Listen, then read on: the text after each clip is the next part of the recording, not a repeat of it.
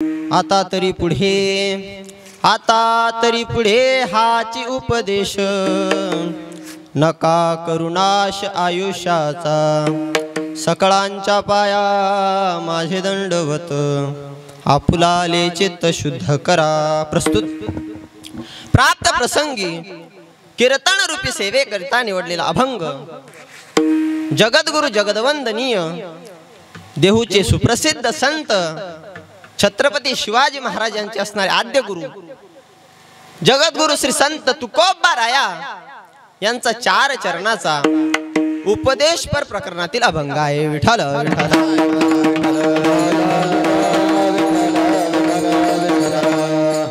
या अभंगामध्ये जगद्गुरु श्री संत तुकोबा राय उपदेश करतायत। तुम्हा सर्वांना या ठिकाणी उपदेश करतायत आणि उपदेश असा करतायत की बाबांनो, तुम्ही जर या मनुष्य देहामध्ये आलेले आहात, हा जो मनुष्य देह तुम्हा मला मिळालेला आहे याचा तुम्ही नाश करू नका, याला तुम्ही वाया घालू नका। का?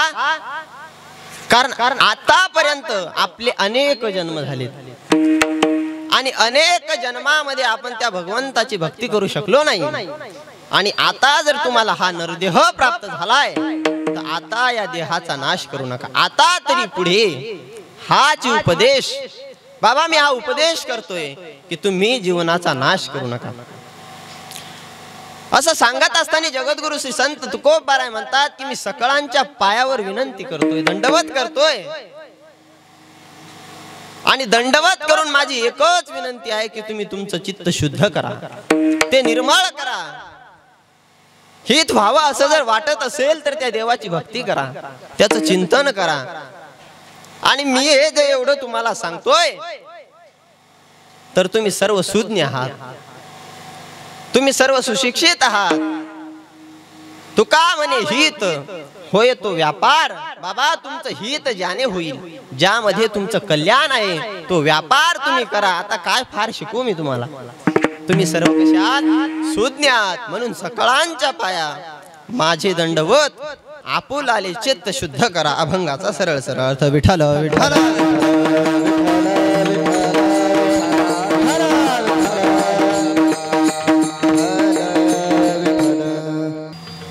कीर्तनाला सुरुवात करण्या अगोदर थोडासा परिहार द्यायचा तो असा की गेल्या 41 वर्षापासून हो घातलेला हा अखंड हरिनाम सप्ताह भगवान भोलेनाथाच्या प्रांगणामध्ये तुम्ही सर्व पाडळीकर या ठिकाणी उत्साहात साजरा करत आहात। आणि या उत्साहामध्ये 5व्या दिवसाची ही कीर्तन रूपी सेवा माझ्या वाट्यावर आलेली।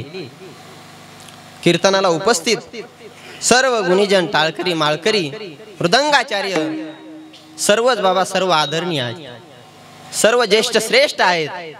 आता सर्वांचे नाव घ्यायला आपल्याकडे वेळ नाही आणि बराच वेळ आपला वायाही गेलाय। सर्व या बाबापासून तर त्या आईपर्यंत सर्वांच्या चरणी दंडवत करतो। आमच्या या बाबापासून या बाबापर्यंत सर्वांच्या चरणी दंडवत नव्हे आपल्या ग्रंथापासून तिकडे शेवटच्या माणसापर्यंत सर्वांच्या चरणी दंडवत करून आदरणीय गुरुवर्य श्री हरिचैतन्यानंद सरस्वतीजी महाराज तथा गुरुवर्य रामभाऊजी महाराज राऊत बाबा माझे आई वडील यांच्याही चरणावर दंडवत करून सेवेला सुरुवात। विठ्ठल विठ्ठल।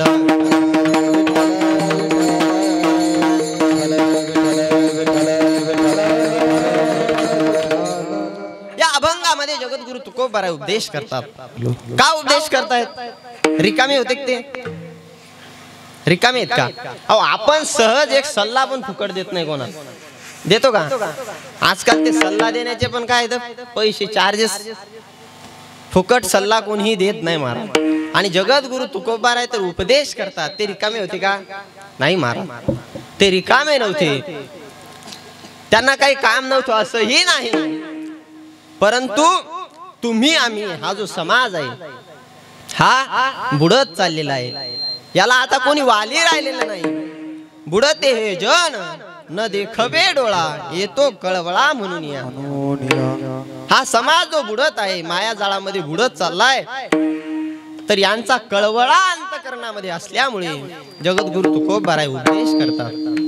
अहो उपदेश करतात याचं दुसरं कारण असं आहे की हा जो नरदेह तुम्हा आम्हाला मिळालेला आहे हा सहज मिळत नाही। एक एक योनी कोटी कोटी फेरा आणि तेव्हा लागे वारा मनुष्याचा। अहो एक मनुष्याचा जन्म जर घ्यायचा असेल तर कोटी जन्म फिरून यावं लागतं, कोटी जन्माचं चक्र काटून यावं लागतं आणि तेव्हा हा मनुष्य देह आपल्याला मिळत असतो। आणि हा जर मनुष्य देह एवढ्या कोटी जन्मानंतर आपल्याला मिळालेला आहे आणि हा मनुष्य हा वाया घालवत आहे हे संतांनी बघितलं आणि संतांच्या अंतकरणामध्ये कळवळा उत्पन्न झाला की बाबा हा मनुष्य देह एवढा दुर्लभ आहे। दुर्लभम त्रयमेवेते देवानुग्रहे तुकम मनुष्यत्वम मुमुक्षित्वम महापुरुष संश्रयान। अरे शास्त्राने 3 गोष्टी दुर्लभ सांगितलेल्या आहेत, एक मनुष्यत्व, एक मुमुक्षित्व आणि महापुरुषाचा संग। आणि अशा 3 दुर्लभ गोष्टीमध्ये एक मनुष्य देह आहे। का दुर्लभ आहे? जर हा मनुष्य देह मिळालेला आहे तर याचा फायदा घेतला पाहिजे। कोणी आपल्याला 50,000 रुपये ठेवायला दिले म्हणजे त्याच्या 50,000 रुपये ठेवण्याचा फायदा नाही घेतला पाहिजे। हा मनुष्य देह जर आपल्याला मिळालेला आहे तर याच्यात काय केलं पाहिजे? देवाची भक्ती केली पाहिजे। विठ्ठल विठ्ठल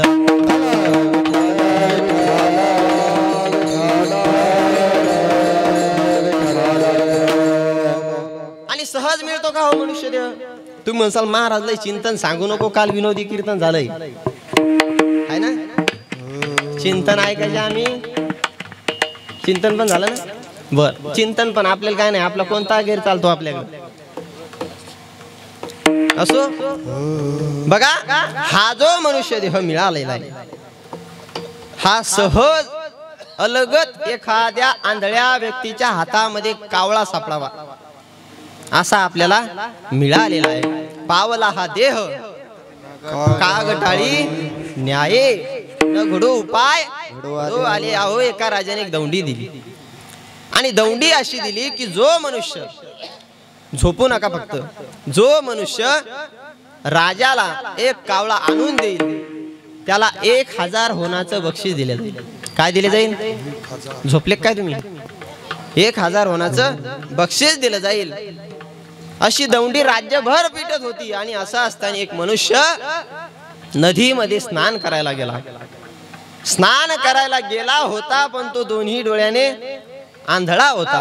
त्याने बुडी घेतली, बुडी घेऊन वरती आला आणि वरती आल्याबरोबर त्याने अर्घ्य दिला आणि टाळी वाजवली। जशी टाळी वाजवली तेवढ्या टाळी वाजवण्याच्या त्या क्षणात त्याच्या हातामध्ये कावळा सापडला आणि जसा कावळा हातामध्ये सापडला त्याच टायमात त्याच्या कानावरती दौंडीचा आवाज आला की जो मनुष्य राजाला एक कावळा आणून देईल त्या व्यक्तीला 1000 होनाचं बक्षीस दिल्या जाईल। आता मनुष्य एवढा लालची होता, त्याला वाटलं एका कावळ्याचे 1000 होणार आणि 2 कावळ्याच्या मग अय बगळे हो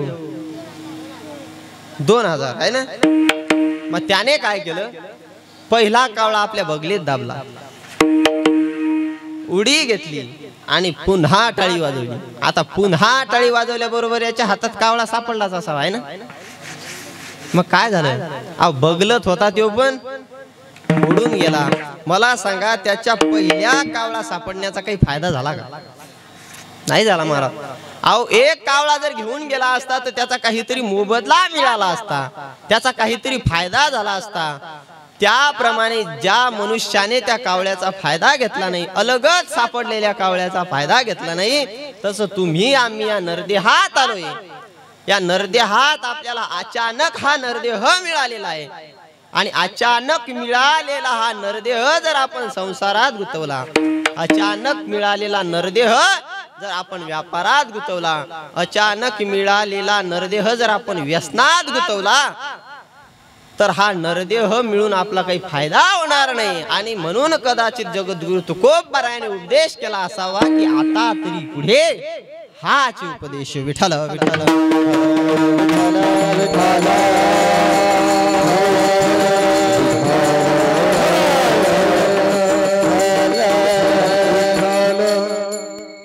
म्हणून संतांनी उपदेश केला असावा। अहो सहज नाही मिळत महाराज नरदेह. आपण याला एवढं वाया घालवतोय. अहो क्षणाक्षणात नव्हे मला एक सांगा, मुळात हा नरदेह देवाच्या भक्तीसाठी मिळालेला आहे. कशासाठी मिळालेला आहे?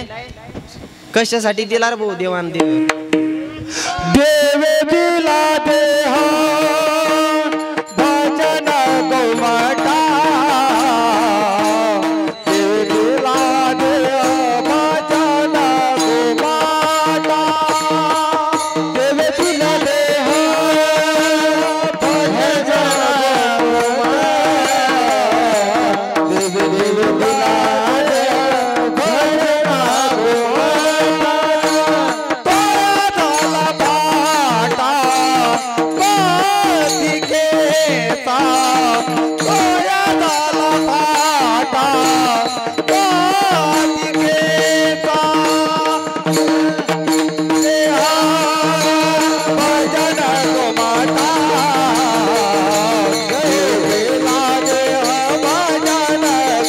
गोमाता, देवे दिला देह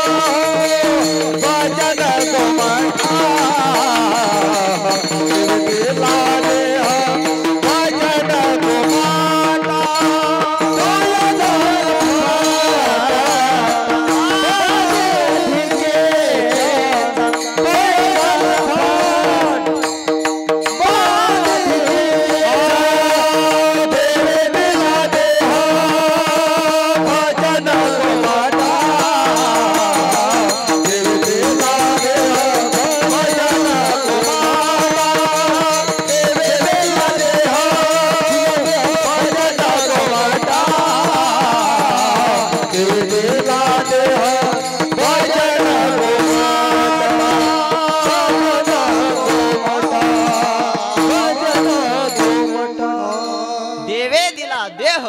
भजना गोमटा. गोमटा म्हणजे चांगला नरदेह तुम्हा मला भगवंतानी फुकट दिला.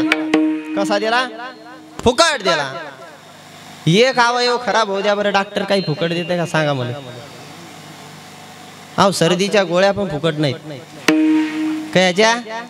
सर्दी नाक गळा लागले त्याच्या गोळ्या फुकट नाहीत. देवान हा नरदेह गोमटा म्हणजे चांगला हा नरदेह तुमच्या आमच्या ताब्यात दिलाय. तो दिलाय कशाला? की त्याची भक्ती करायला. आणि मग जर त्याची भक्ती करायला हा नरदेह मिळालाय तर मग आपण का वाया घालवतोय? समजा लागलं नाही तुम्हाला? सोपं करून सांग का, मोदीनं 6,000 रुपये दिले तुमच्या गावात? म्हाताऱ्यालाच दिले का सगळ्याला दिले? टोटलला दिले का नाही? मग त्या 6,000 रुपयात आपल्या घरात किराणा आणणं, आपल्या सुखदुःखासाठी ते 6,000 रुपये वापरणं, हे काय झालं? त्याचं योग्य कारण झालं. बरोबर आहे की नाही? 6,000 रुपयात घरात किराणा आणणं, मुलाच्या शिक्षणासाठी पुस्तकं आणणं, वह्या आणणं, हे योग्य कारण झालं. परंतु त्याच 6,000 रुपयात तेच 6,000 रुपये जर घेऊन आपण धाब्यावर गेलो आणि तिकडून नागिन खेळत आलो तर त्या 6,000 रुपयाचा काही अर्थ आहे का? काय अर्थ आहे का? अहो 6,000 दिले आणि नालीतून उचलून आणायचे काम पडा लागले. 2-4 गावात 2-4 तर असतीलच तशी की त्याला महाराज असं आहे, त्याला फक्त पैसा पाहिजे. मग ते हा विचार नाही करत की आपलं शरीर कुठेतरी त्याचा ऱ्हास होतोय, आपल्या शरीराचा एक एक अवयव त्याने खराब होतोय. मग मला सांगा, त्या 6,000 रुपयाचा घरात किराणा आणणं योग्य वापर आहे का दारू पिणं योग्य वापर आहे? किराणा आणणं, आपल्या मुलाचं शिक्षण करणं, हे काय झालं? योग्य झालं. ते यथोचित कारणी लागली. परंतु तेच जर व्यसनात घातले तर ते वाया गेले. अहो त्याच प्रमाणे हा नरदेह जर भगवंताने दिलाय तर तो नरदेह भगवंताच्या भक्तीला लावणे योग्य कारण आहे. आणि तोच नरदेह शुल्लक कारणासाठी संसारात गुंतवणे अयोग्य कारण आहे. विठाल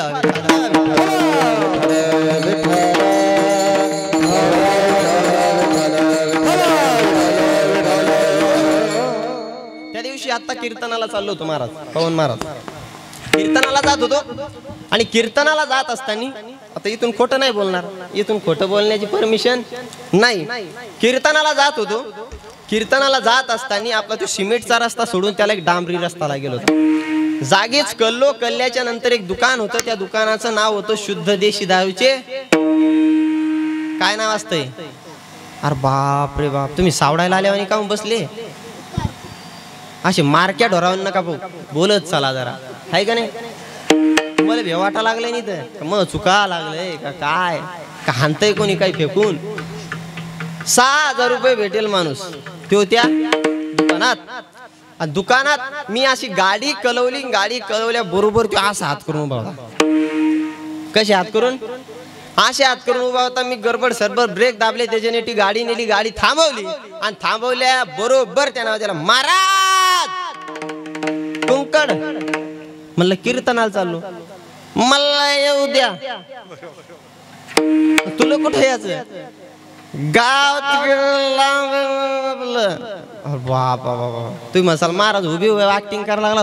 तू काय नाही काय? त्याने आवाज दिला म्हणे महाराज मला याचं म्हणे इकडं. म्हणलं कुठं यायचं तुला? म्हणे माझं गाव आहे तिकडं. म्हणलं बर. म्हणलं बाबा तुला मी नेऊ शकत नाही, कारण मी असे कपडे घातलेले होते. याला जर नेत बसलो, हे जर पडलं मला पाडल, रिकाम्या आपदा त्या गावात जर कपडे रक्ता बिक्ताचे भरून गेलो तर लोक म्हणतील महाराज खून खराबा करून आला काय? तू का सावधान इंडिया पाहून आला? बरोबर आहे की नाही? म्हणलं बाबा तू काय माझ्या गाडीवर बसू नको. परंतु त्या ठिकाणी प्रॉब्लेम असा झाला माझ्यासोबत की जास्त वेळ मी त्या दुकानापुढे उभा राहू शकत नाही. कारण जास्त वेळ जर दुकानापुढे उभा राहिलो असतो तर लोक म्हणले असते मागून येणार हे या दुकानात गेलो होतं काय? तिकडे तर फार ज्ञान सांगतोय, हाय का नाही? म्हणलं बाबा तू काय गाडीवर येऊ नको.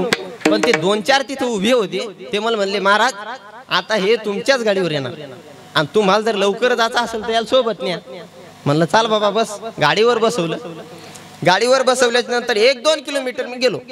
1-2 किलोमीटर गेल्या बरोबर 2 किलोमीटर गेलो आणि 2 किलोमीटर गेल्या बरोबर याला कुत्र दिसलं. जसं याला कुत्र दिसलं यानं आवाज दिला महाराज कुत्र वडू वडू कुत्र मी वडू. म्हणलं तू कुत्र वडतोस कशाला बाबा? कशाला वडतो तू कुत्र? नाही ना वडून पाहिलं असतं. म्हणलं कशाला? काय काम आहे? थोडं 1-2 किलोमीटर अजून पुढे गेलो. खरं सांगायला लागलं बरं का, माझ्या सोबत घडलेला गोष्ट आहे. 1-2 किलोमीटर पुढे गेलो. पुढे गेल्याच्या नंतर ते शेळ्यावाले चालले होते घरी, त्याचा टाइम झाला होता. शेळ्यावाले चालले, त्यानं पुन्हा आवाज दिला महाराज शेळी वडू का? वडू शेळी. म्हणलं तू शेळी नको वडू बा, तू शेंबूड वड. मग कपडे भरवा लागला रे तू. असे लोक आहेत महाराज. काय सांगा हे परिणाम मला ते नाही सांगायचंय. असो ज्याची त्याची आपली वैयक्तिक मर्यादा आहे, कोणाला कसा देह खर्च करायचा कोणाला कसा. परंतु हा जर गोमता देह आपल्याला भगवंतानी दिलाय, हा जो नरदेह तुम्हाला आम्हाला मिळालाय, अहो या नरदेहामध्ये आल्याच्या नंतर आपल्याला देव पण होता येते, एक जगातला सर्वोत्कृष्ट व्यापारी पण बनता येते, जगातला सर्वात श्रीमंत माणूस होता येते. नव्हे आपण जर ठरवलं तर आपण या नरदेहात आल्याच्या नंतर देव सुद्धा बनू शकतो. नरदेह निधान लागले हाती.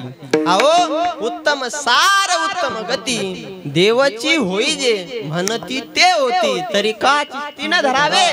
अहो जर तुम्ही देव होऊ शकता तर त्या देवाला चित्तामध्ये का बसवत नाही? आणि हे ज्या वेळेस जगद्गुरु तुकोबारायांनी बघितलं असावं त्यावेळेस माझ्या जगद्गुरु तुकोबारायांना उपदेश करायची बुद्धी आली असावी आणि माझ्या जगद्गुरु तुकोबारायांनी उपदेश केला असावा. की काय उपदेश केला असावा? आता तरी पुढे हाची उपदेश, आता तरी पुढे हाची उपदेश,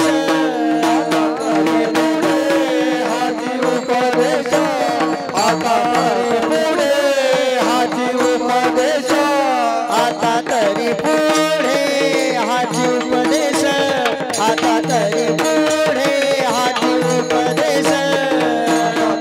पुढे हाची उपदेश, आता तरी पुढे हाची उपदेश,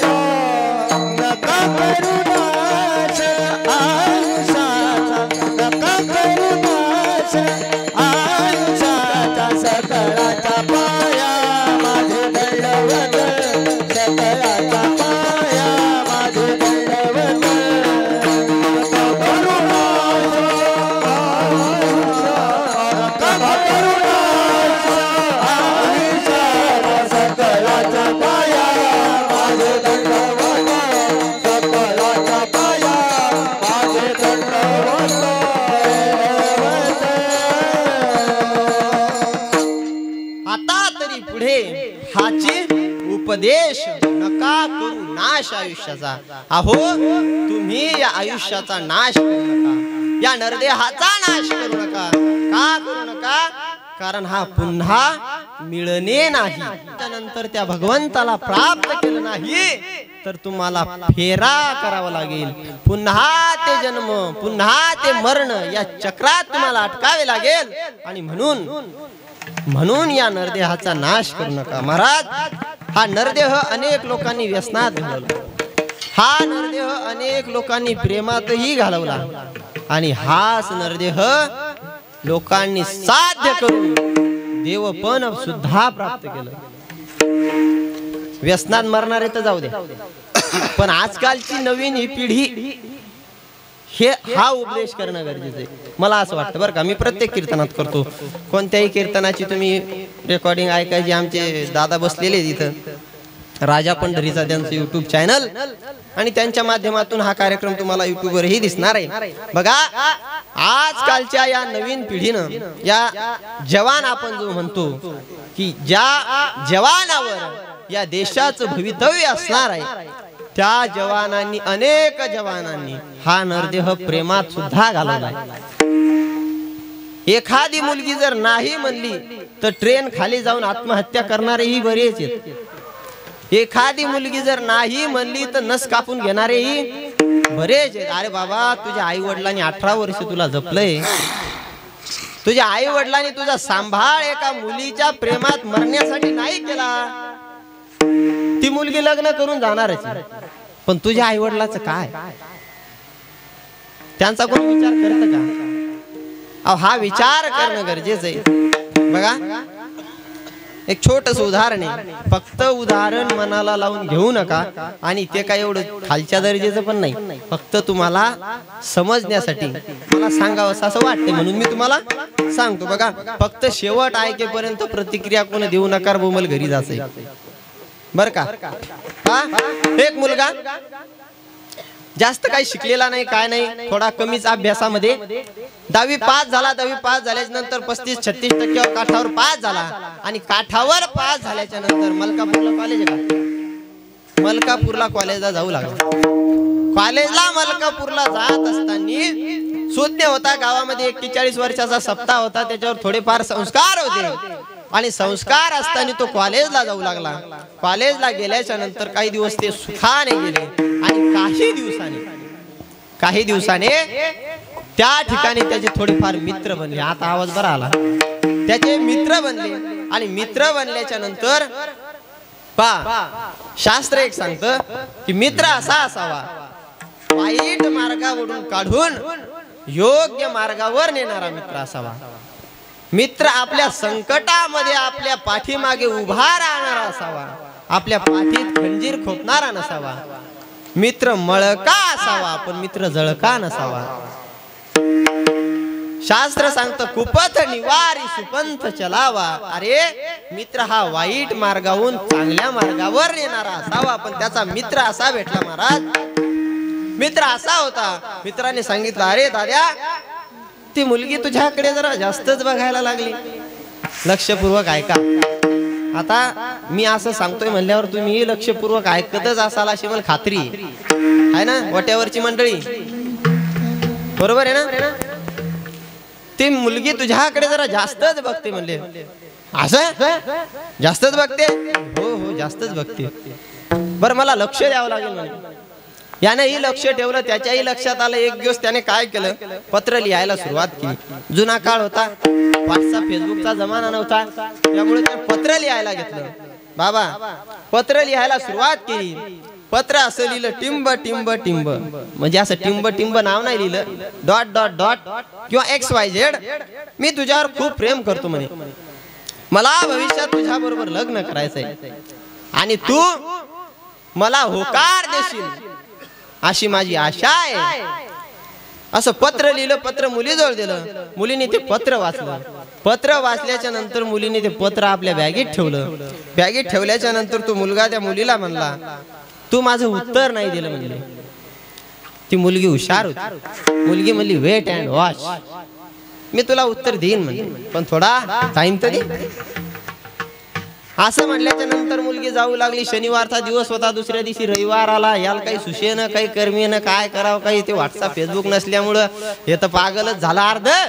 आणि पागल झाल्याच्या नंतर सोमवारी सुट्टी आली, पुन्हा एक दिवस ते येड्यावानी करू लागलं. मंगळवारी कॉलेज उघडलं. हा 8 वाजता गेला. कॉलेजचा टाइम 11चा होता. 8 वाजले, 9 वाजले, 10 वाजले, 10:30 वाजले. 11 वाजता मुलगी कॉलेजला आली. कॉलेजला आल्याच्या नंतर याने त्या गोट्यावरून उडी मारली आणि तिला विचारू लागला, मी तुला एक पत्र लिहिलं होतं म्हणून, त्या पत्रामध्ये त्याचं उत्तर तू मला दिलं नाही, त्याचं उत्तर तू मला दे. त्यावेळेस त्या मुलीने आपल्या दप्तरामधून एक पत्र काढलं आणि ते पत्र त्या मुलाच्या हातावर टेकवलं. त्याने ते पत्र घेतलं, पत्र वाचू लागला. पत्र वाचत असताना याचा मेंदू फिरू लागला. याचे डोळे गरा गरा गरा गरा फिरू लागले. याला चक्रा येऊ लागल्या. काही समजेन. गर गर चक्कर आली. दणकन खाली आपटला. 5 मिनिटांत पुन्हा उठला. मित्राला फोन केला, अरे अरे दादा इकडे यावं लागतंय, संकटाची घडी आहे. मित्र संकटामध्ये कामी येत असतो म्हणतात, तू लवकर पळत ये.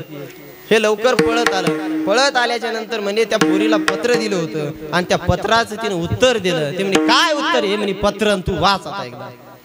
मित्रानं पत्र हातामध्ये घेतलं. पत्र हातात घेतल्याच्या नंतर मित्र पत्र वाचू लागला. पत्राचा मायना असा होता, म्हणजे उत्तर असं होतं, अरे अरे दुसऱ्या, अरे अरे दुसऱ्या, तू तिसऱ्याची इच्छा करू नको. मी 5व्याची 6वी आहे. मी 5व्याची 6वी आहे. तू कितीही 9 देऊन 11व्यानं जरी पाणी भरलं तरी मी तुझी होणार नाही. आता त्या पत्रातून त्याला एवढं कळालं होतं की पोरगी नाही म्हणली. नाही म्हणली हे कळालं, पण नेमकं वरच आहे काय? तर नाही सहज म्हणलं कोणी तर काही वाटत नाही. आम्ही तुम्हाला वस्तू दिली असती, पण अरे पण मोठं बारुळ आहे. ते पण म्हणजे नेमकं आहे काय? काय याचं उत्तर? मित्राला विचारलं. ते म्हणजे दाद्या, जर आपण एवढे हुशार असतो का नाही का, तर आपण चांगल्या कॉलेजला असतो. अशा भंगार भंगार कॉलेजमध्ये आपण शिकायला नसतो. हे आपल्याला काही माहित नाही. मग याचं उत्तर कोण देईल? म्हणजे शाळेचा प्रिन्सिपल. पत्र घेतलं, प्रिन्सिपल कडे गेले. प्रिन्सिपल कडे गेल्याच्या नंतर पत्र प्रिन्सिपलच्या हाती दिलं. पत्र प्रिन्सिपल वाचू लागला, अरे अरे दुसऱ्या, तू तिसऱ्याची इच्छा करू नको. मी 5व्याची 6वी आहे. तू कितीही 9 देऊन 11व्यानं जरी पाणी भरलं तरी मी तुझी होणार नाही. मास्तरने एक वाक्य बोलला. मास्तर म्हणे, हे पाय पोरा, ती पोरगी तुला नाही म्हणली रे. अहो सर, कशाला जखमावरच्या कपल्या काढायला? अहो ते कळालं, याचं वरच काय ते सांगा. ते म्हणे, मी D.Ed वाचलं, B.Ed वाचलं, M.Com झालं, B.Com झालं, सगळ्या पुस्तकं, सगळ्या डिक्शनऱ्या वाचल्या, असं काही वाचलं नाही अजून. याचं उत्तर कोण देईल? या पत्राचं उत्तर देईल कोण? म्हणे आता याचं एकच माणूस उत्तर देऊ शकतो, आणि तो माणूस म्हणजे त्या मुलीचा बाप. आता हे पत्र घेऊन मुलीच्या घरी जायचं म्हणजे याच्या पाठीचे पत्र धड राहतील का? तिथे गेल्यावर पातरवाळ्या फाटोस्तोर आणतील का नाही लोक? काहीच विचार केला नाही. गाडी काढल्याच्या नंतर 100च्या स्पीडनं गाडी पोरीच्या घरी गेली. पोरीच्या घरी गेल्याच्या नंतर घराची बेल वाजली. बेल वाजल्याच्या नंतर मुलीच्या बापाने दरवाजा उघडला. दरवाजा उघडल्याच्या नंतर यांनी सांगितलं, काका आम्ही तुमच्या मुलीच्या कॉलेजमध्ये शिकतो. मी तुमच्या मुलीला एक प्रेम पत्र लिहिलं होतं आणि त्याचं उत्तर म्हणून तुमच्या मुलीने हे उत्तर मला दिलंय. हे उत्तर तुम्ही आम्हाला एकदा सांगा. मुलीच्या बापाने हातामध्ये पत्र घेतलं. पत्र वाचू लागला, अरे अरे दुसऱ्या, तू तिसऱ्याची इच्छा करू नको.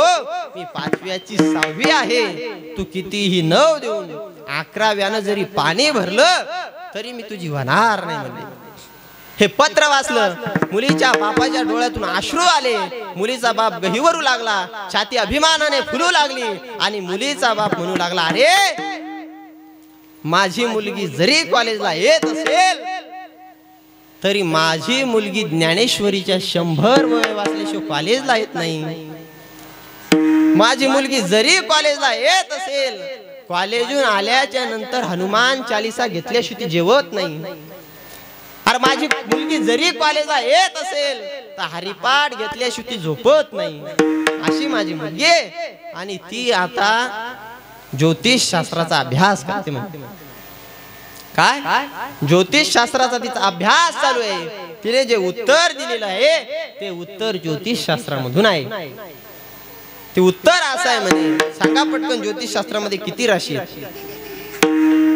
12च ना. ज्योतिषशास्त्रामध्ये 12 राशी आहेत. पहिली ओळ, अरे अरे दुसऱ्या, तू तिसऱ्याची इच्छा करू नको. दुसरी राशी वृषभ, वृषभ म्हणजे बैल. आणि तिसरी राशी मिथुन, मिथुन म्हणजे लग्न. पहिलाच दणका असा दिला, अरे अरे बैला, तू माझ्याशी लग्नाची इच्छा करू नको. मी 5व्याची 6वी आहे, म्हणजे मी 5वी राशी सिंह आणि 6वी राशी कन्या. मी त्या सिंहाची कन्या आहे. जर मी कॉलेज लावून असले धंदे करायला लागले तर जसा सिंह शिकार करतो आणि शिकारीची मुंडकी छाटून टाकतो, अरे तसा माझा बाप माझं मुंडकं उडवल्याशिवाय राहणार नाही. मी त्या सिंहाची कन्या आहे, लक्षात ठेव. सांगितलं पाहिजे आपल्या मुलीनं, माझा बाप सिंहासारखा आहे म्हणे.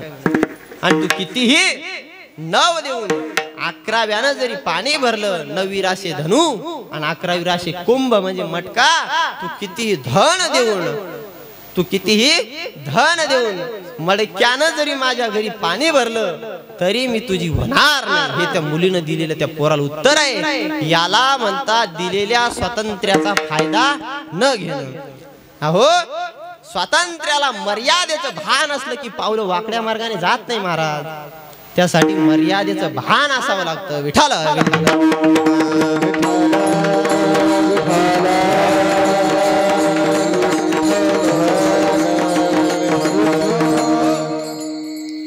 आजकालचं तसं नाही. आजकालचे मुलं मुली एवढे बेकार महाराज, काय सांगा तुम्हाला. असा एकीकडचा भांग पाडीत, एकीकडचा, आणि ती इकडे ते रानडुक्कर घोळसल्यावानी तसंच सगळं इकडचं. ते नवीनच भांग आणलाय पोरीने, एकीकडेच भांग करायचा आणि एकीकडून केस मोकळेच. आंबाबाई अंगात आली जस काही. काय नवीन पोर आहे तर असं आणलंय, इकडून नागरतेत, इकडून नागरते, मधा दांड तसाच. दांड नेमकं करायचं काय, त्या दांडाचं काही मिळत लागेल. डबर नागरा लागले तर वही ती तशीच ठेवा लागली, काही फायदा आहे त्याचा. इथलची भोयाचे केस कापतात, भोयाचे. तिथं का गोचिड व्हा लागली, का व्हा लागल्या, का झाले इथं भोयात गोचिड कोणाच्या. अरे तुया बगलत गोचिड झाले तू 500 रुपयाचा सेंट मारून हिडाला, तुला काही डोकं बिस आहे का नाही. बापाच्या कमाई अशी उधळायची नसती महाराज. काय अहो बरं हे तर जाऊ द्या, पण ते नवीन तुम्ही ते साखरपुडा बिकरपुडा झालेले पहा तुम्ही. तुम्हाला समजा लागलं ना, मी लांबून आलोय, माझी भाषा तर कळा लागली ना. ते साखरपुडा झालेले पहा तुम्ही, ते चोरून माय बापाच्या फोन देऊन येतात.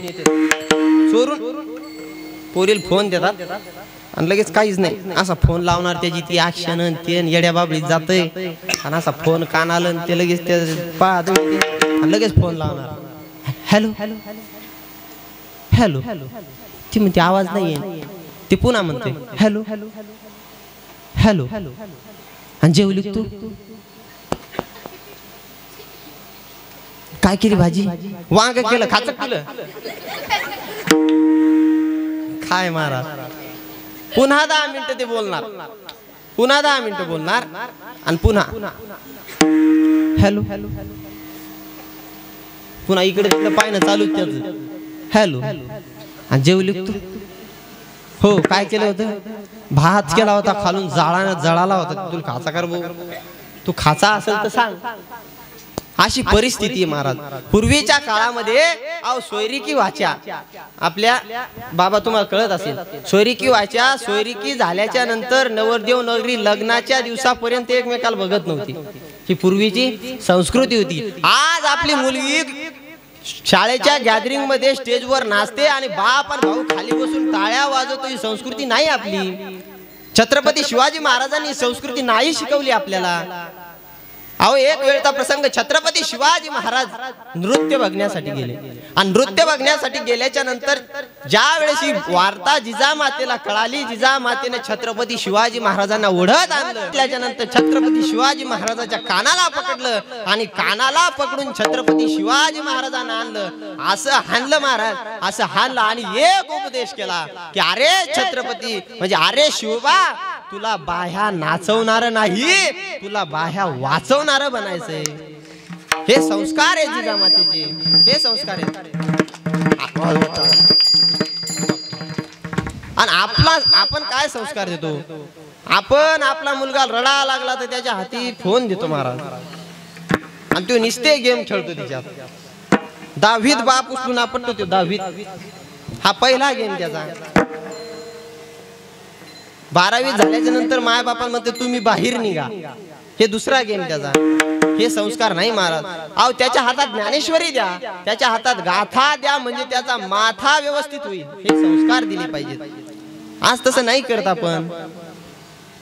आणि असे संस्कार न दिल्यामुळे काय व्हायला लागलं माहितीये का, की आपली मुलगी 18 वर्ष आपल्या घरी राहते, 18 वर्ष आपल्या घरचं खाते, 18 वर्ष आपलेच पैसे खर्च करते, आणि 19व्या वर्षी कोण्या तरी गुड्ड्याचा हात घेऊन गुड्डी खोटे. ज्या लाज वाटत नाही महाराज, ज्या बापाने तळ हाताच्या फोडाप्रमाणे आपल्या मुलीला जपलं, ज्या आईने तळ हाताच्या फोडाप्रमाणे आपल्या मुलीला जपलं, तीच मुलगी ज्या वेळेस दुसऱ्याचा हात धरून पळून जाते तिला लाज कशी नाही वाटत? कोर्टाने आज एक नियम बनवला पाहिजे. मुलगा आणि मुलीचे वडील, आई वडील तेथे बोलवले पाहिजे. जर आई वडिलाची संमती असेल तर यायचं लग्न लावलं पाहिजे.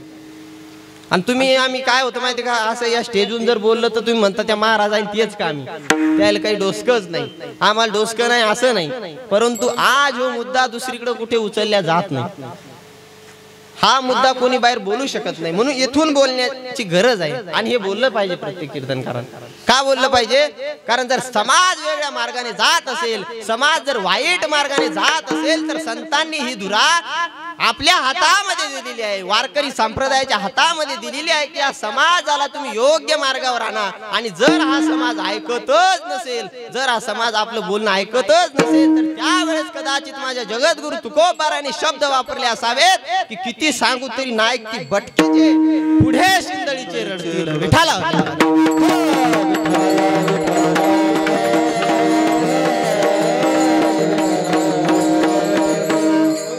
पण हे संस्कार नाही देत आपण.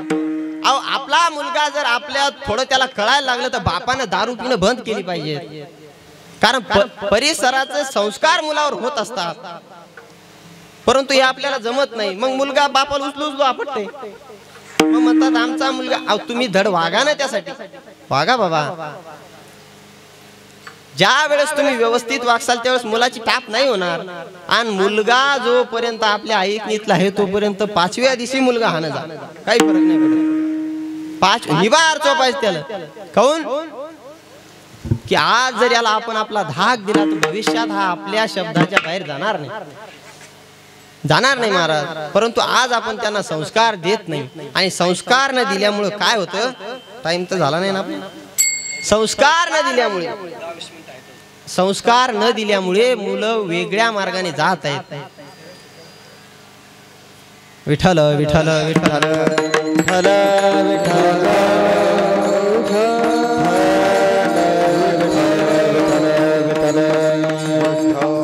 आणि म्हणून बघा या ठिकाणी सर्व एक पिढी जुनी या ठिकाणी उभी आहे. तुम्हाला असं वाटत नाही का की आपलाही मुलगा इथे टाळ घेऊन उभा असावा? 41 वर्ष झाले आपण सप्ताह करतोय. किती वर्ष झाले? 41 वर्ष झाले आपण सप्ताह करतोय. मग नवीन युथ कुठे आहे आपला?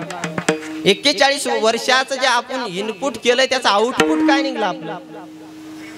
इथे मुलं असायला नको का? तुम्हाला असं वाटत नाही का की आपला मुलगा इथे टाळ घेऊन उभा असावा? अहो वेगळ्या मार्गाने गेल्यापेक्षा इथे टाळ वाजवला तर कितीही चांगलं महाराज. असो आपला विषय तो नाही. आपला विषय हा आहे की संतांनी आपल्याला उपदेश केला, संतांनी आपल्याला मार्ग दावणी गेले आधी. संत ते तेनेची पंथे झालू जाता, न पडे गुंता कोठे काही. विठ्ठल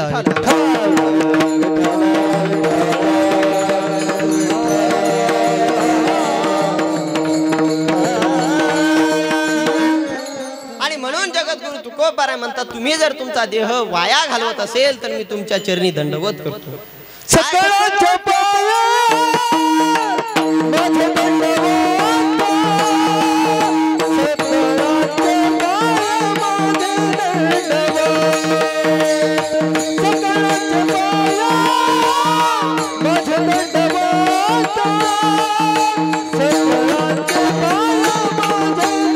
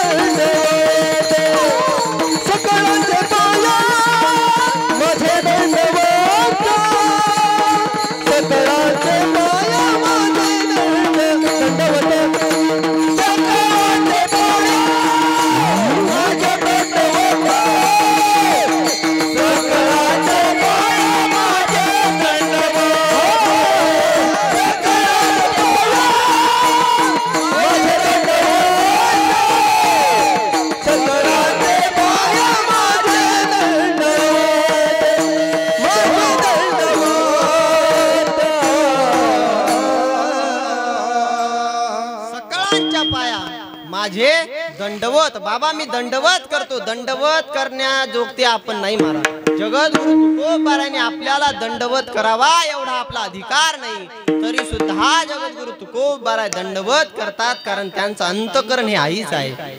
काय ज्याप्रमाणे आईला आपली कळवळा असते, लेकुराचे हित वाही माऊलीचे चित्त ऐसी कळवळ्याची जाते. ज्याप्रमाणे आईला आपली चिंता असते, त्याप्रमाणे संतांना ही आपली चिंता असते. म्हणून जगद्गुरु तुकोबारा दंडवत करतात आणि दंडवत करून सांगतात की तुम्ही त्या भगवंताची व्हा. तुका म्हणे त्याचे वारे, देव तुमच्या मरणी मरे. तुम्ही जर त्याचे झालात तर तो देव तुमचे सर्व कार्य करील, सर्व भार वाईल. तुम्ही फक्त त्याला चित्तामध्ये बसवा त्याला चित्तामध्ये. अहो आपण सर्व करतो पण भगवंताला चित्तात बसवत नाही महाराज, नाही बसवत. आणि मग आपण निस्ती वरवर भक्ती केल्यामुळं काय होतं महाराज, काय होतं सांगू का? वरवर भक्ती केल्यामुळं पार्वती नवस केला आणि शंकर पिऊन आला. शंकर तिकूनच नागिन खेळा लागला आणि तिकून नागिन खेळत खेळत आल्यावर कसा नाही महादेवान सरप गळ्यातला फेकून आणाव त्याला.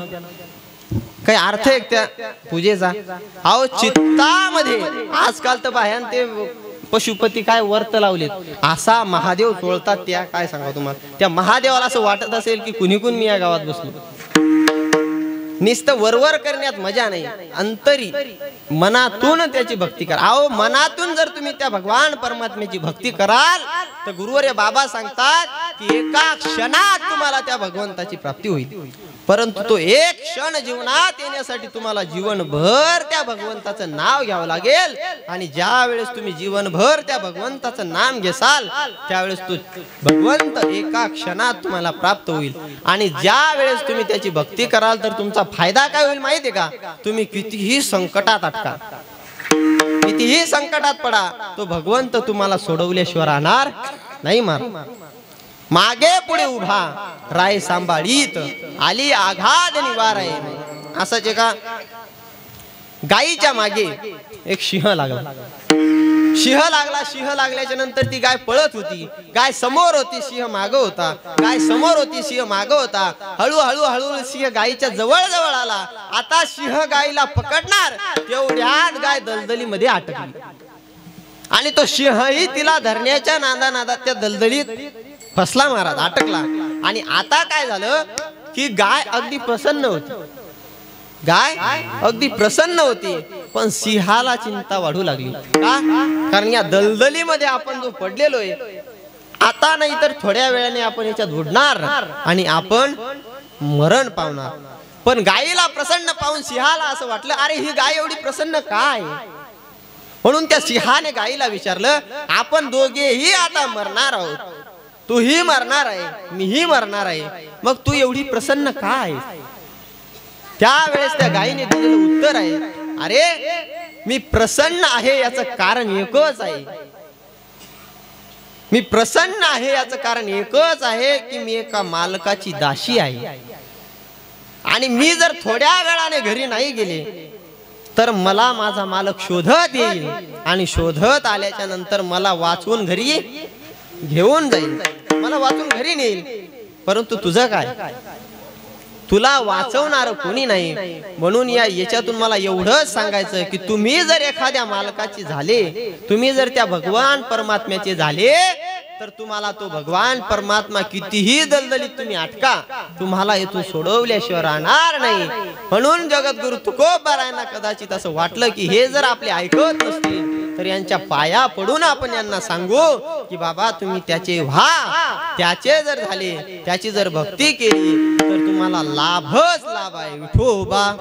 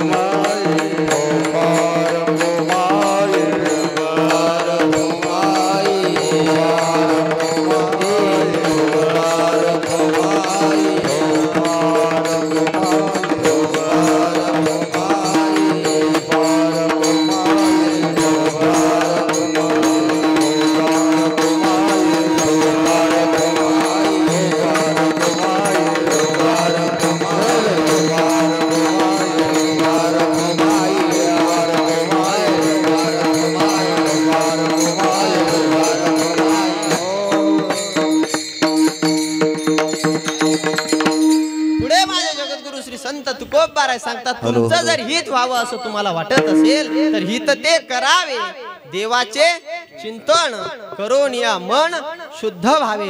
तुम्ही तुमचं हित व्हावं असं वाटत असेल तर त्याचं चिंतन करा. आजकाल आम्हाला सर्वांना एकच चिंता लागलेली आहे, ती म्हणजे आपल्या पप्याचं लग्न झालं पाहिजे. बळच मेवण्याला राम राम घालायला लागलेत काही काही, भाषेत येडे झाले. ते मामा दिसला की लांबूनच राम राम घालते, मामा राम राम. ते मध्ये यंदा नाही, पुढं यंदा नाही रे भाऊ, पुढच्या वर्षी पुन्हा राम राम. अरे ते त्याची सोयरीक झाली म्हणे, आपल्या पोरीची सोयरीक झाली. अहो मुली नाहीत असं नाही, मुली नाहीत असं नाही, पण आपण कर्तृत्ववान नाही. आणि आपण कर्तृत्ववान नसल्यामुळं कोणी आपल्याला मुलगी देत नाही. आणि या मुलीच्या बापाचे पण डिमांड असे झालेत महाराज, काय सांगावं तुम्हाला. बाप बाप बाप बाप. अहो या भिकाऱ्याला पण असं वाटतंय की माझ्या मुलीला 10 एकरावाल्याकडे द्यावा, आणि तू त्याला काय देणार आहे. मग शेंबडीला पण वाटतंय, शेंबडीला मग नोकरीवाला नवरा भेटा. ही आपली खिडकीत बसती, मेकडं काढती, दरवाजात बसती. हिला पण असं वाटतंय की मला नोकरीवाला कुठून भेटणार आहे, कुठून भेटणार आहे नोकरीवाला. काय महाराज. आणि असं एकाचं नवीन नवीन लग्न झालं, नवीन नवीन लग्न झाले की जरा सांभाळून घेत चला. तुम्ही जुने लोक त्या थोडंफार शिकवायचं आहे का नाही. जुन्या लोकांचं काम असते ते. एक छोटासा दृष्टांत सांगणार आहे शेवेला, पूर्ण विराम या ठिकाणी देणार आहे. बघा नवीन नवीन लग्न झालं, लग्न झाल्याच्या नंतर सुखानं संसार चालू झाला. संसार अगदी सुखाचा होता, समाधानाचा होता. तुम्हाला पाडळीवाल्याला यात्रा कोणती जवळची,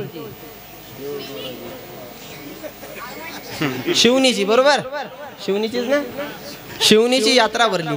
शिवनीची यात्रा भरल्याच्या नंतर पाडळीचा टेम्पो भर माणसं त्या टेम्पोत बसले. टेम्पोत बसल्याच्या नंतर टेम्पो भर माणसं त्या यात्रेला गेले. आता हे पण नाव शक्य त्याच्यात बसलं. 100 रुपये ज्या नेले होते, 100 रुपये नेले, त्या यात्रेत गेलं. यात्रेत गेल्याच्या नंतर जिलेबी खाय, कुरडया खाय, पापड्या खाय, भजे खाय, ते ब्रेक डान्स खेळ, उलट्या कर, हे सगळे काम त्यांच्या 100 रुपयात आटपले. पण हे जे जुनी मंडळी सगळे गेले होते, या प्रत्येक माणसानं आपल्या बायकोसाठी काही काही आणलं. मला त्याला माहिती घरी जर काही नेलं नाही तर ज्वालामुखीचा उद्रेक काही होईल, काही सांगता येत. प्रत्येक माणसानं आपल्या बायकोसाठी काही काही आणलं, आणि यानं काहीच आणलं नाही, काहीच नाही. हो तसाच गेला. आता असा गेल्यामुळे गावात टेम्पो आला. टेम्पो आल्याच्या नंतर प्रत्येक माणसानं आपापल्या बायकोला आणलेल्या वस्तू आपापल्या बायकोला देऊन टाकल्या. हे जसं उतरलं तसं वावरात गेलं. मिळच नाही गावात काय चालू आहे. वावरात गेलं, वावरातून संध्याकाळी आलं, आणि ती बाई बापा बापा त्या बाया एकूण एक ती दाखवू लागल्या. काय बाई, माझ्या नवऱ्यानं पाय ना, माझ्यासाठी काय आणलं. ती लगेच त्या नवऱ्यानं काय आणलं, माझ्या त्याच्यापेक्षा भारी आणलं. पहा तुम्ही, ती दिवाळी होती आणि त्या बाया अशाच बसतात वट्यावरच, वट्यावर बसतात आणि ही तिल साडी दाखवती, ती तिल साडी दाखवती. आणि बाई पाय ना, माझ्या भावानं तर मला गोंड्याची साडी घेतली. त्या गोंड्यानं का रस्ता झाडायचा का, काय करायचं. आणि भावानं सगळेच 500 दिले, 1000 तुमच्या खिशातले आहेत बरं. आणि नाव भावाचं आहे. एखादी जर बायको म्हणली की माया भावानं मला 5 ग्राम मणी करून दिले, लबाड, ते पैसे तुमचेच चोरीले, फक्त नाव भावाचं आहे. अशा पद्धतीने महाराज त्या बाया एकूण एक दाखवू लागल्या. ही पण मोठी मावशी खिडकीतून पाहू लागली की प्रत्येक बाई आपापल्या नवऱ्यानं आणलेल्या सामान एकूण एक दाखवू लागल्या. हिला वाटलं आपल्याही नवऱ्यानं आपल्यासाठी काहीतरी आणलं असावं. असं असल्याच्या नंतर तिचा नवरा संध्याकाळी घरी आला. खिडकीतूनच पाहिलं की आपला नवरा रिकाम्या हातानं मोठ्या दरवाजा लावून घेतला, कडी आतून लावून घेतली आणि खिडकीतून बोलू लागली, आले हो, काय आणलं माझ्यासाठी. तुम्ही आणा लागत असते काय, जत्रेला गेलो होतो.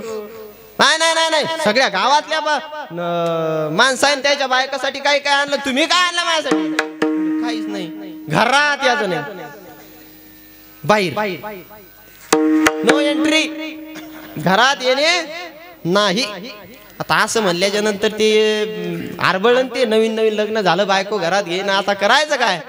ते जुन्या काळातली हिर आहे तुमच्या गावात, ती अशी ती आडबीड बांधेल नसल तर समजा विहिरीवर गेलं. विहिरीवर गेल्याच्या नंतर असं डोक्याला हात लावून बसलं आणि तेवढ्यामध्ये तिकून एक म्हातारे बाबा चालत आले. चालत आल्याच्या नंतर त्यांनी बघितलं, अरे हे शामराव जरा जास्तच टेन्शन मध्ये दिसतोय. त्यांनी आवाज, आहे शामराव, अरे काय झालं, का असा बसलाय? ते म्हणले, काही नाही बाबा, अहो यात्रेला गेलो, यात्रेला गेल्याच्या नंतर मी 100 रुपये नेले होते, खर्च झाले, मी बायकोसाठी काहीच आणलं नाही. आणि बायको म्हणती आता की बाबा अशी वस्तू आणून दे की ती जगात कोणाजवळ नसली पाहिजे. आता यान फाशी घ्यायची का? अहो जगात कोणाजवळ वस्तू नाही अशी जर आणायची तर कुठून आणायची? म्हातारं एवढं रंगेल होतं, म्हातारं बस एवढंच, काहीच नाही म्हणे. कुंभाराकडे जाय, मडकान, एक पालवान आणि एक दोरी आण. हो, पळत पळत गेला, कुंभाराकडे गेला, कुंभाराकडून मटका आणलं, कापड आणलं, दोरी आणली. दोरी आणल्याच्या नंतर म्हाताऱ्याकडे गेली. म्हातारा म्हणे काहीच नाही, झाकड पडा लागली. मारुतीच्या महादेवाच्या मंदिराजवळ मोठ्या वडाला आगीमवळ बसलेले, चालत्या आगीमवळाजवळ. आगीमवळाजवळ आलं. आगीमवळाजवळ आल्याच्या नंतर अंगात उदी बिदी लावली आणि त्या सगळ्या आगीमवळाच्या माशा त्या मडक्यात भरल्या. मडक्यात भरल्यावरून कापड लावलं, त्याला लगे गाठ मारली. पण म्हातारा एवढं खोडीच, त्यानं सुटगाड बांधली. लय डेंजर ते म्हातारा. आणि लगेच त्यानं म्हणलं हातात दिलं, याच्या हातात देऊन सांगितलं, हे घे वाद्य. अरे जगात कोणाजवळ नाही. काय बाबा, मडक्यालाच कापड बांधलं, सांगा लागली जगात वाद्य कोणाजवळ नाही. ते म्हणे अरे तसं नाही येड्या, त्याच्यानं तू लहान आहे अजून, ऐकत जाय मग. ते म्हणे काय याच्यात नाही, म्हणून वरून बोट हाण. जसं वरून बोट हाणलं, आवाज आला गंग गंग गंग गंग गंग. माशा आवाज करू लागल्या. याला वाटलं वा वा वा वा, जगात वाद्य नाही का, हाय कोणाजवळ तसं? असेल तर आणून दाखवा मला. हाय का कोणाकडे? नाही. त्याला आनंद झाला, पळत पळत घरी गेलं. घरी गेल्याच नंतर खिडकीमध्ये उभी असलेली मोठी मायल ते दाखवू लागलं. म्हणे मी तुझ्यासाठी एक वाद्य आणलं, आणि ते वाद्य जगात कोणाजवळ नाही. काय आणलं? 3 दरवाजा लगबगीन उघडला. लगबगीन उघडल्याच्या नंतर घराच्या बाहेर आली. घराच्या बाहेर आल्याच्या नंतर त्याने ते मडकं दाखवलं. आणि मडकं दाखवल्याच्या नंतर ती म्हणली हे काहीच नाही, बोट हाणून पाय, जगात नाही कोणाजवळ. तिनं वाद्य वाजवलं, असं वाद्य वाजलं गंग गंग. तिला आनंद झाला आणि तिने लगेच पंचपाळ काढलं. बंद्या गावाला आमंत्रण देत सुटली. हिल काहीच काम नव्हतं. पंक्तीतून जेवून आली होती, म्हणजे स्वयंपाक करायचं काम राहिलं होतं का? नाही. लगेच पंचपाळ काढलं, सगळ्या गावाला आमंत्रण देत सुटली. उद्या सकाळी ठीक 8 वाजता आमच्या घरी वाद्य वितरणाचा कार्यक्रम आहे. तरी गावातील सर्व महिला मंडळींनी आमच्या घरी ठीक 8 वाजता येण्याची कृपा. तिचं ते चालूच कुकू लावणं, चालूच कुकू लावणं. एक जण म्हणे बाई 8 वाजता काय, मी 9 वाजता येईल. ते म्हणे काहून? ते म्हणे काहीच नाही, मग स्वयंपाक करायला लागते. पण बाई जेवाय यानं जेवण ठेवलंय. असं म्हणली. असं म्हणल्याच्या नंतर त्या ताफा बाबा बाबा सकाळी सगळ्या बाया येऊ लागल्या. एवढं मोठं घर होतं, तिचा 1000 बाया एका सोयीनं बसतील. एवढं मोठं असा मस्त पाट टाकेल, पाटावर लगेच ती चटई टाकेल, चटईवर ते मडकं ठेवेल, त्या मडक्यावर लाल जरत रुमाल टाकेल. एक एक बाई येऊ लागली, रांगीमध्ये बसू लागली. एक एक बाई येऊ लागली. एवढा मोठा दरवाजा होता, 2-2 बाया संगच येतील एवढा दरवाजा होता. बाया आल्या. बाया आल्याच्या नंतर घराचे दरवाजे खिडक्या लावून घेण्यात आल्या. त्या घराला कुलूप लावण्यात आला आतून. आणि त्या मडक्याची चाबी त्या माठा खाली ठेवण्यात आली. त्या मडक्या, त्या घराची कुलपाची चाबी मडक्या खाली ठेवण्यात आली. हळूहळू हळूहळू सगळ्या बाया आल्या. आता काय किती वाट बसवती. अहो एवढे भाषणं आणू लागली, एवढे भाषणं आणू लागली. तेवढे भाषणं सावडायला कोणी आणत नाही आजकाल. 5-5 घंटे भाषण. असं म्हणल्याच्या नंतर बाया आता कटाळू लागल्या. बाया म्हणजे पटकन दाखव काय आणलं तर. असं म्हणल्यावर त्या मडक्यावरचा कपडा काढण्यात आला. मडक्यावरचा जसा कपडा काढा, काय आणलं ते म्हणजे तसं नाही. एक एक जण रांगेन याचं, याच्यावर बोट वाजवायचं. बोट वाजवल्यावर तुम्हाला समजेल हे जगात नाही का मी तुम्हाला खोटं बोला लागली. एक बाई ये जाय, बोट वाजव जाय, आवाज ये जाय गंगंग गंगंग, ती खुश हो जाय. दुसरी ये जाय, एक आली भम भम भम भम 80-90 किलोची, बघ बघ बघ चालू लागली. खालची फडशी फुटूच लागली, ती जाऊच लागली. या फडशीवर पाय ठेवल, ती फडशी फोडू लागली ती. पण तिने ते बोट हाणायचंच होतं, ते ऐकायचंच होतं. गेली तिने बोट वाजवलं, सगळ्यांना वाजवलं. 999 बायान बोटा हाणले मला. पण योग एवढी खोडीची, ते हिच्यात आहे काय तेवढं तपासा लागतंय. म्हणजे काही गरज आहे का ते. म्हणजे पण जर एवढं चांगलं वाजतंय ते अंदर क्या है, उसका खजाना है क्या है, उसका पता लगना चाहिए. म्हणे ते म्हणे बाई तुझ्या पाया पडती. माझ्या नवऱ्याने गाठ सोडायचं नाही सांगितलं. ते म्हणे नाही नाही नाही असं कसं काय, ते तर सोडाच लागणार येतात, आपल्याला लय जोर असतं, जे करायचं नाही म्हणलं ते करणार म्हणजे करणार, तुम्ही काहीही सांगा त्याला. दन दन दन दन गेली आणि जशी रेबीन वळड्या गाठ वळली महाराज. आता मला सांगा त्या माश्या रातपासून त्याच्यात होत्या, 999 बाया तिच्यावर बोट आणले होते. आता त्या आनंदी असतील आता, आहे ना, काय म्हणली असेल पाडळीच्या बाया आहेत, बरोबर आहे का नाही. अहो जशी गाठ सोडली, जशा माश्या बाहेर आल्या, बाहेर माश्या आल्या बरोबर काय बायाला गुदगुल्या असतं करू लागल्या, अशा गुदगुल्या करू लागल्या, अशा गुदगुल्या करू लागल्या. या फक्त एकूण एकाच्या कानाखालीच आणायच्या कामी होत्या. इथं माशी बसली, तिथं माशी बसली, इथं माशी बसली. काय तो ताफा सांगाव तुम्हाला. जातानी या शेळ्या मेंढ्यावानी होत्या घरात, येतानी म्हशीपेक्षा दुप्पट झाल्या. येताच येईन बाई. मला सांगा हे सगळं कशामुळे झालं, कशामुळे झालं. संसारातल्या एका शुल्लक हट्टामुळे. संसारातल्या हट्टानं जर फक्त आणि फक्त परेशानीच होऊ शकते. पण जर तुम्ही भगवंताच्या भक्तीचा हट्ट केला, भगवंताची भक्ती केली, तर तो भगवान परमात्मा तुमचा होऊ शकतो. विठ्ठल